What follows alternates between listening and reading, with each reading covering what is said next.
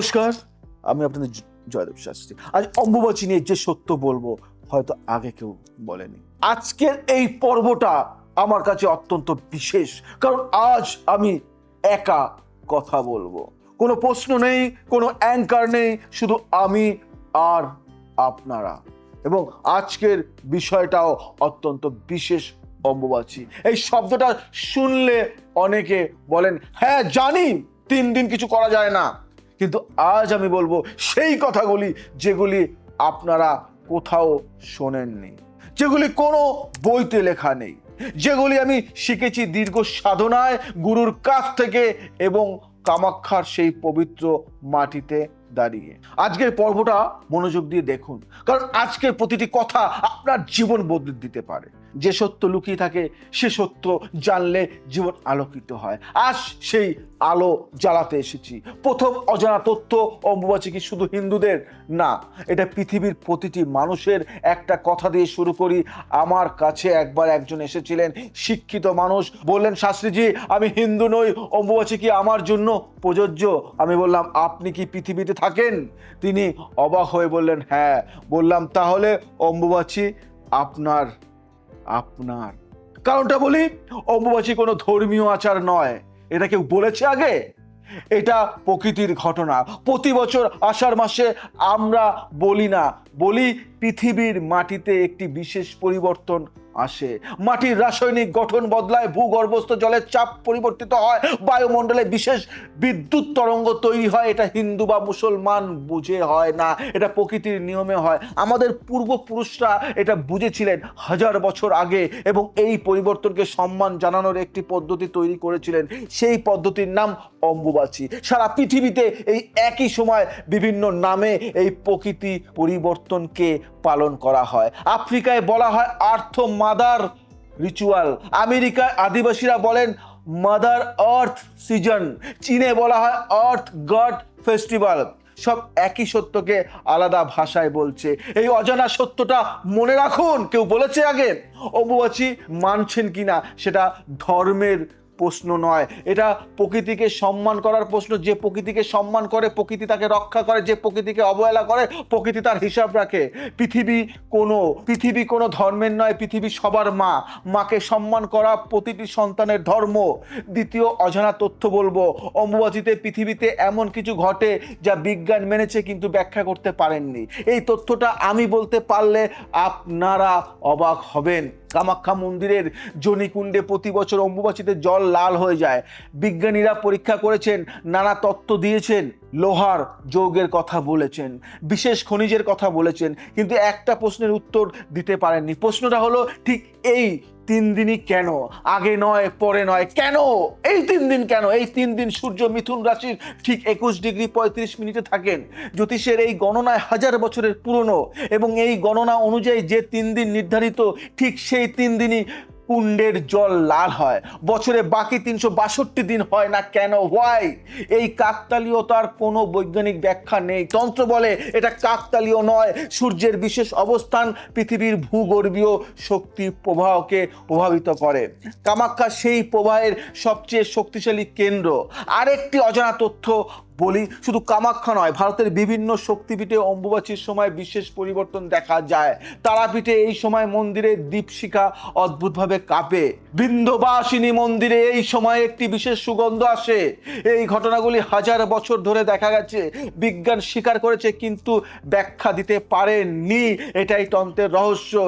মধ্যমগ্রাম শারদাবল্লী 51 কালীবাড়িতে মন্দিরের মায়ের চোখ ছলছল করে। বিজ্ঞান যেখানে থামে সেখান থেকে বিশ্বাস শুরু হয়, আর যেখানে বিশ্বাস গভীর হয় সেখানে ঈশ্বর থাকেন। তৃতীয় অজানা তথ্য শুনবেন, অম্বুবাচীতে জন্ম নেওয়া মানুষ বিশেষ ক্ষমতা সম্পন্ন হয়। এই তথ্যটা খুব কম মানুষ জানেন। তন্ত্রশাস্ত্রে বলা আছে অম্বুবাচীর 3 দিন যে শিশু জন্ম নেয় তার জীবন সাধারণ মানুষের মতো হয় না। কারণ কি? কারণ এই সময় পৃথিবীর শক্তি ক্ষেত্রে সবচেয়ে পরিবর্তনশীল। এই সময় যে আত্মা পৃথিবীতে আসে সে একটি অসাধারণ শক্তি ক্ষেত্রের মধ্যে জন্ম নেয়। এই শিশুদের কিছু বিশেষ বৈশিষ্ট্য দেখা যায়। এরা অত্যন্ত সংবেদনশীল হয়, অন্যের ব্যথা বুঝতে পারে, এদের অন্তর্দৃষ্টি তীক্ষ্ণ হয় যা অন্যরা দেখতে পায় না, এরা দেখতে পায়। এরা প্রকৃতির সাথে গভীরভাবে সংযুক্ত থাকে এবং এদের জীবনে অনেক সময় অলৌকিক ঘটনা ঘটে। কিন্তু এই শিশুদের জীবনে একটা চ্যালেঞ্জও আছে। এদের জীবন সাধারণ পথে চলে না, বারবার অস্বাভাবিক পরিস্থিতিতে পড়তে হয়। তন্ত্র বলে এরা আসলে বিশেষ কাজ নিয়ে পৃথিবীতে এসেছেন। যদি আপনার পরিবারে কেউ অম্বুবাচীতে জন্ম নিয়ে থাকেন, তাকে বিশেষ যত্নে মানুষ করুন, তার অনুভূতিকে সম্মান করুন, তাকে আধ্যাত্মিক পথে নিয়ে যান। একটা ছোট্ট কথা বলি, যে সময় পৃথিবীর সবচেয়ে বেশি পরিবর্তিত হয়, যে সময় পৃথিবীর সবচেয়ে বেশি পরিবর্তিত হয়, সেই সময় জন্ম নেওয়া মানুষ পরিবর্তনের জন্যই আসে। চতুর্থ অজানা তথ্য বলি, অম্বুবাচীতে স্বপ্ন সত্যি হয় জানেন? এর কারণ কি? একটা ঘটনা বলি। কয়েক বছর আগে একজন মহিলা এসেছিলেন আমার কাছে, বললেন, শাস্ত্রীজি, অম্বুবাচীর রাতে আমি স্বপ্নে দেখলাম আমার মৃত মা এসে বললেন ঘরের পূর্ব কোণে কিছু আছে। পরদিন সেই কোণে খুঁজে পেলেন একটি পুরনো কৌটো, ভেতরে তারা মায়ের গহনা, ভেতরে তার মায়ের গহনা, তার মায়ের গহনা। এটা কি কাকতালীয়? তন্ত্র বলেন না, অম্বুবাচীতে মানুষের অবচেতন মন অনেক বেশি সক্রিয় হয়, কারণ পৃথিবীর শক্তি ক্ষেত্র পরিবর্তনের সময় মানুষের মস্তিষ্কের তরঙ্গ প্রবাহ পরিবর্তিত হয়। বিজ্ঞান বলছে বৈদ্যুতিক ক্ষেত্রের পরিবর্তনে মানুষের স্নায়ুতন্ত্রকে প্রভাবিত করে। ঘুমের সময় এই প্রভাব সবচেয়ে বেশি হয়। এই কারণেই অম্বুবাচীর রাতে স্বপ্ন অনেক বেশি স্পষ্ট ও অর্থবহ হয়। অম্বুবাচীর রাতে স্বপ্নের বিশেষ নিয়ম আছে, শুনবেন? ঘুমানোর আগে মনে মনে বলুন, মা আমাকে পথ দেখাও। যে স্বপ্ন দেখবেন সকালে উঠেই লিখে রাখুন। সেই স্বপ্নের প্রতিটি প্রতীক মনোযোগ দিয়ে ভাবুন। তন্ত্রে বলা আছে অম্বুবাচীর স্বপ্ন বছরে বাকি সময়ের যে কোনো স্বপ্নের চেয়ে বেশি তাৎপর্যপূর্ণ। অনেক সাধক ইচ্ছাকৃতভাবে এই রাতে বিশেষ সাধনা করেন শুধু স্বপ্নে দিব্য দর্শনের জন্য। একটা ছোট্ট কথা বলি, অম্বুবাচীর রাতে মন যদি খোলা থাকে, মা নিজেই এসে পথ দেখিয়ে যান। শুধু সেই স্বপ্নকে সম্মান করতে হবে। পঞ্চম অজানা তথ্য বলবো আপনাদের, অম্বুবাচীতে পানীয় জলের শক্তি বদলে যায়। এটা কিভাবে ব্যবহার করবেন, এই তথ্যটা আমার গুরুদেব আমাকে বলেছিলেন। খুব কম মানুষ এটা জানেন।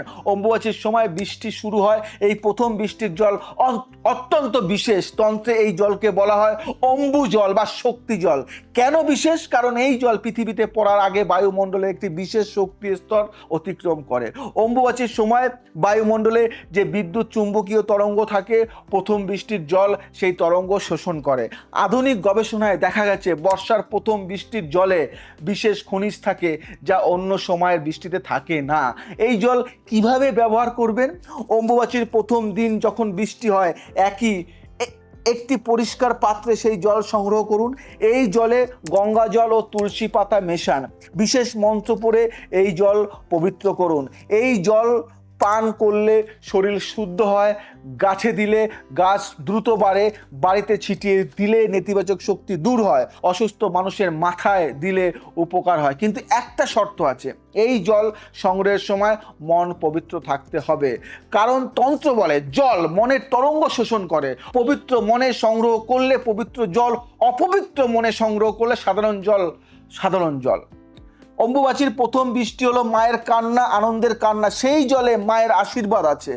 ষষ্ঠ অজানা তথ্য বলি, অম্বুবাচীতে মৃত মানুষের আত্মা কাছে আসেন। তন্ত্রে এই গোপন সত্য, এই বিষয়টা বলার আগে একটু ভালো করে শুনবেন, কারণ এই তথ্যটা অনেকের কাছে ভয়ের মনে হতে পারে। কিন্তু ভয়ের কিছু নেই, বরং এটা জানলে অনেক মানুষ স্বস্তি পাবে। তন্ত্রশাস্ত্রে বলা আছে অম্বুবাচীর সময় জীবিত ও মৃতের মধ্যে যে পর্দা আছে সেটা পাতলা হয়ে যায়। অর্থাৎ এই সময় মৃত পূর্বপুরুষের আত্মা আমাদের বেশি কাছাকাছি থাকেন। এই কারণে অম্বুবাচীতে পিতৃতর্পণ করার বিধান আছে। কিন্তু অজানা যে তথ্যটা বলবো, অম্বুবাচীর শেষ রাতে যদি বাড়িতে মৃত পূর্বপুরুষের ছবির সামনে ঘিয়ের প্রদীপ জ্বালিয়ে তাদের প্রিয় খাবার রাখা হয় এবং মনে মনে তাদের ডাকা হয়, তারা আসেন।